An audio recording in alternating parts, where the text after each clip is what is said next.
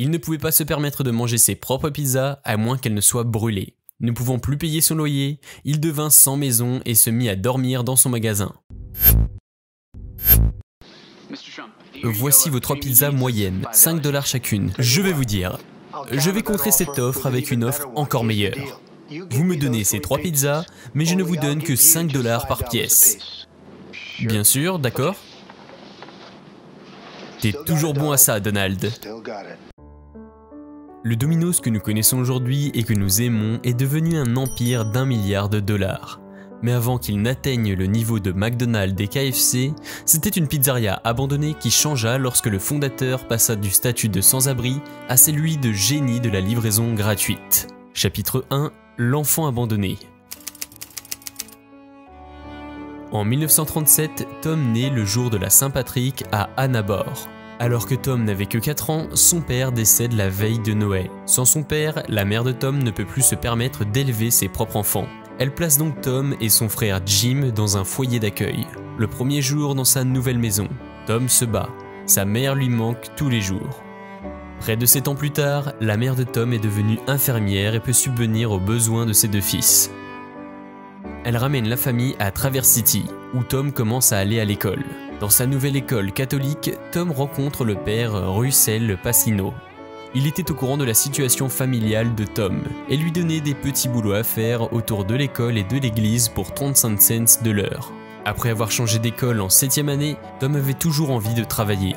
Il décida de chercher une opportunité en se promenant dans la rue principale de sa ville.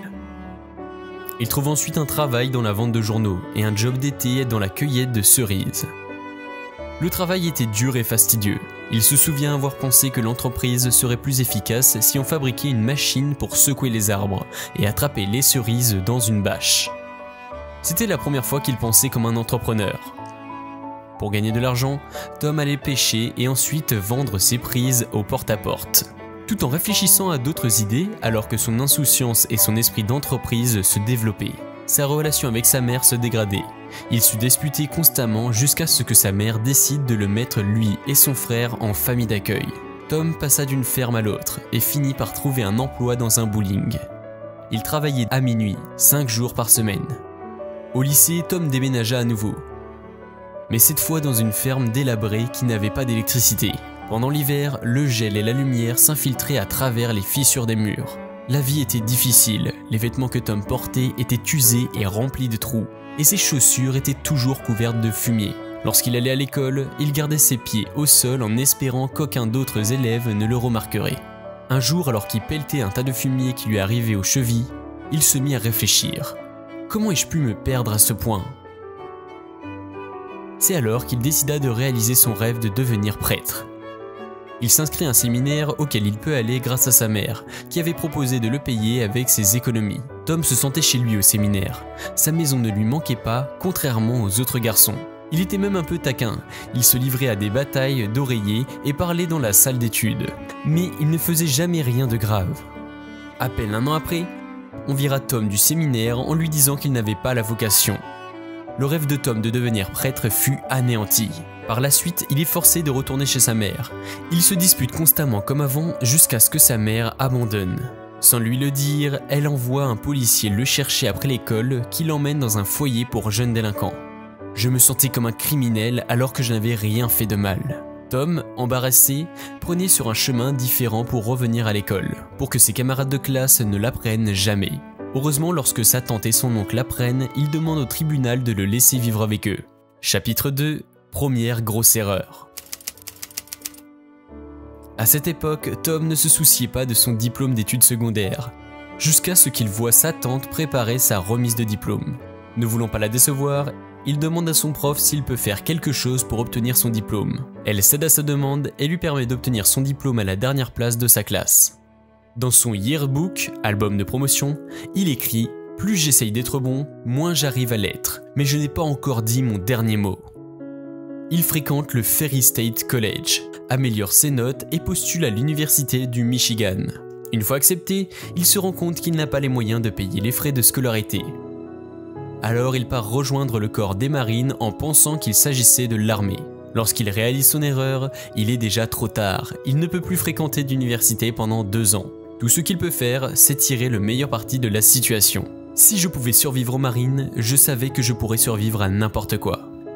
Pendant sa formation, il décide de se concentrer sur l'amélioration de son mental et de son physique. Il se met à lire des livres de motivation et s'imagine en train de construire un empire, privé de son rêve d'université. En 1959, Tom fut déployé par les marines. Il avait 2000 $ d'économie mis de côté pour ses frais d'université. Mais il perd tout son argent après sa rencontre avec un homme d'affaires rusé, qui le convainc d'investir dans une combine censée le rendre riche rapidement. Avec seulement 15 $ en poche, il fait du stop de San Diego à Ann Arbor. Il emménage avec son frère cadet Jim et obtient un emploi de superviseur dans un journal local. Il a réussi à se faire juste assez d'argent pour payer ses frais de scolarité, mais il abandonne au bout de 3 semaines, n'ayant plus d'argent pour les livres. Il décide de réessayer au semestre suivant. Pour gagner plus d'argent, il commence à vendre des abonnements magazines. Il finit par obtenir de nombreux clients en offrant de les livrer. L'expérience lui montra l'intérêt de la livraison et que lorsque l'on voit une opportunité, il faut la saisir. Lorsque le semestre arriva, il put payer ses frais de scolarité et ses livres. Mais il abandonna de nouveau, il était tellement occupé à travailler qu'il n'avait pas le temps d'étudier. À 23 ans, il avait abandonné l'école à 2 reprises et conduisait une voiture cabossée. Il avait l'impression que tous ses rêves d'avenir s'écroulaient, alors que son jeune frère Jim arrivait à son secours. Il avait entendu parler d'un petit magasin en vente pour un prix abordable. Il s'appelait Dominick's à Ypsilanti, près de l'université à l'est de Michigan. Il demande à Tom s'il veut acheter le magasin avec lui. Ils pourraient travailler chacun leur tour pour que Tom ait le temps d'étudier. Tom n'avait que 77 $ sur son compte bancaire. Il contacta la banque pour un prêt de 500 $ et acheta le magasin avec Jim. Juste après la signature de l'accord, Jim prit peur. Il ne voulait pas quitter la sécurité de son emploi en tant que facteur. 6 mois plus tard, il cède à ses craintes après que Tom ait pris sa première nuit de congé. Jim réalisa que gérer le magasin était trop de travail et démissionna, si bien que Tom n'eut pas d'autre choix que de prendre la relève au lieu d'aller à l'université. Au début, il était déçu. Il décida que quitte à se lancer dans la vente de pizza, autant que ce soit le meilleur du pays. Sans abri. Tom voyait grand, mais son entreprise était loin de croître. En fait, le magasin perdait de l'argent chaque semaine. En manque d'argent, il n'eut d'autre choix que de vivre de pop-corn rassis qu'il avait trouvé dans un placard pendant une semaine. Il ne pouvait pas se permettre de manger ses propres pizzas à moins qu'elles ne soient brûlées. Ne pouvant plus payer son loyer, il devint sans maison et se mit à dormir dans son magasin. Sa chance s'envolait de jour en jour. Un soir où la moitié de son personnel manque à l'appel, il décide de limiter le nombre de pizzas qu'il servait. Cette nuit aurait été plus lucrative que toutes les précédentes. Par la suite, il préféra garder un menu simplifié, avec livraison gratuite. C'était la première pizzeria à faire ça. Il vendait des milliers de pizzas par semaine. Après que la pizzeria d'Ypsilanti soit devenue lucrative, il décida d'en ouvrir une deuxième à Mount Pleasant, près du centre universitaire du Michigan. Il passa la nuit qui suivit la signature de cet accord à trembler de peur. Pourquoi prendre le risque d'ouvrir une deuxième boutique alors que la première marche si bien ? Tom réalise trop tard qu'il ne peut plus revenir sur ses pas. Non seulement l'accord est déjà signé, mais il avait aussi déjà acheté l'équipement nécessaire. Heureusement, ce risque valait le coup. Ces 2 boutiques devinrent les pizzerias les plus fréquentées du pays. Chapitre 5 – Défier les normes de l'industrie. En quelques années seulement, Tom avait construit tout doucement son empire, comme il l'avait imaginé lors de la formation chez les Marines. Après l'ouverture de sa 3e pizzeria, il reçut un coup de fil de l'ancien propriétaire. Tom ne devait plus utiliser leur nom d'enseigne, car les clients les confondaient. Alors il choisit Domino's, après qu'un chauffeur lui ait dit qu'il était connu comme étant ce mec de chez Domino's. Mais c'était le moindre de ses problèmes.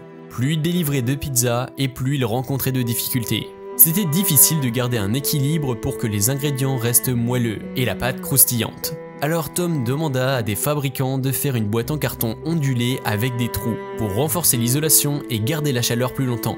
Les fabricants hésitaient, mais Tom n'arrêta pas d'insister. De nos jours, la technologie américaine nous permet d'envoyer des satellites en orbite, et vous me dites que vous ne pouvez pas faire des trous dans une boîte en carton. Les coûts de l'idée de Tom étaient extrêmement bas et pouvaient être produits en masse. Cela lui inspira d'autres idées, qui devinrent la norme dans l'industrie, notamment les pochettes chauffantes, le four à tapis roulant, les plateaux à pâtes et les intendants. Un empire d'1 milliard $. À la fin des années 60, Tom assista à un séminaire sur les franchises à l'université de Boston, où il rencontra Ray Kroc de McDonald's et John Brown de KFC. Les deux hommes avaient transformé ce qui était autrefois un petit restaurant en une grande franchise. Ils inspirèrent Tom à continuer de concentrer sa franchise sur la livraison. Personne ne pensait que l'on pouvait gagner de l'argent avec la livraison. La plupart des endroits qui livrent le font pour obtenir un certain rendement avant de pouvoir se permettre de supprimer le service. Mais je pensais pouvoir le faire. C'est alors qu'il se fixa l'objectif ambitieux d'ouvrir un nouveau magasin par semaine. En 1969, il a presque atteint ses objectifs. 32 magasins Domino's ont ouvert, mais presque tous échouent. Et Tom se retrouve avec dette. Pour éviter la faillite, il cède le contrôle de l'entreprise à une banque, qui fait appel à un soi-disant expert qui ne fit qu'aggraver les choses en augmentant les prix et en réduisant la qualité. Moins d'un an après, la banque rend la société à Tom. J'avais plus de 1000 créanciers et j'étais poursuivi en justice par environ 150 d'entre eux. Je passais mes journées au téléphone à leur répéter la même chose. Tout ce que je peux faire, c'est payer ma nourriture et mon loyer pour pouvoir rester ouvert, et vous payez chacun votre tour. Tom les reconquit peu à peu et remboursa sa dette en un an. Avec ses procès, il lui avait fait comprendre qu'il devait changer son modèle d'entreprise.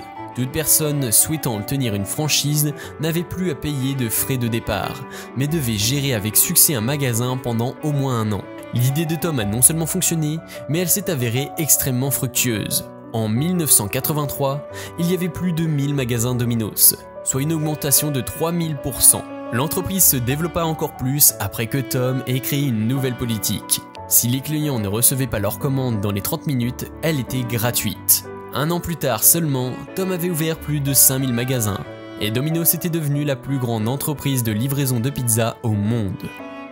Il réussit également à acheter les Detroit Tigers. Aujourd'hui, Domino's vaut 9 milliards de dollars et possède des magasins dans plus de 85 pays. C'était l'histoire de comment un orphelin a transformé une simple pizzeria en un empire de milliards de dollars. Pour découvrir d'autres histoires inspirantes sur les leaders les plus talentueux d'aujourd'hui, n'oubliez pas de vous abonner à la chaîne.